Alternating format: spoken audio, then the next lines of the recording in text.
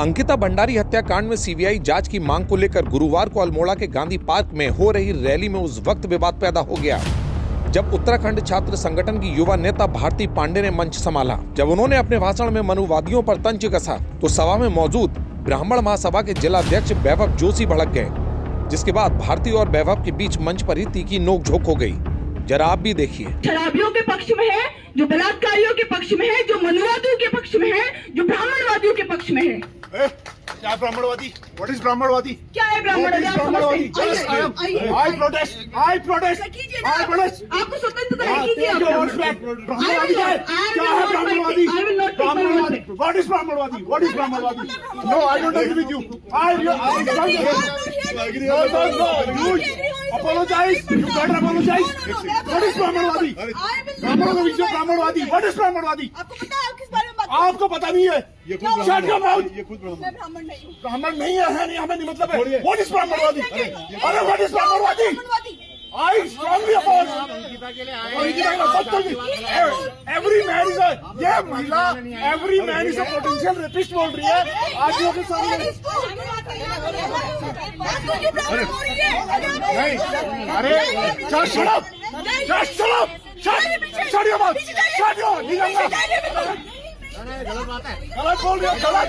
और इसकी बातों को जो सुन रहे हैं ना, अंकिता हमारी बहन थी, अंकिता हमारी बहन थी, हम अंकिता की बहन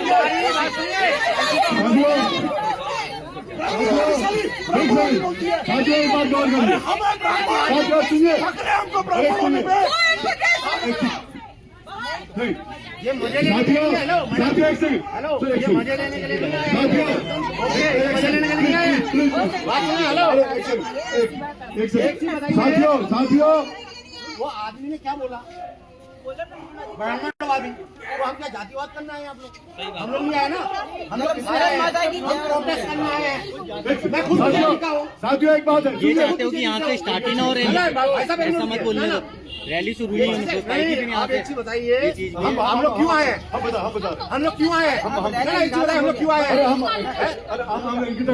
साथियों ऐसा है, देखो ठीक है, ये अलग अलग व्यूज है हमारे समाज में, हमारे समाज में अलग अलग व्यूज है। आप मंच में खड़े हैं और जब ब्राह्मणवाद का मतलब कोई कहता है तो ब्राह्मण से मतलब नहीं होता है, हमारी उस सोच से मतलब होता है।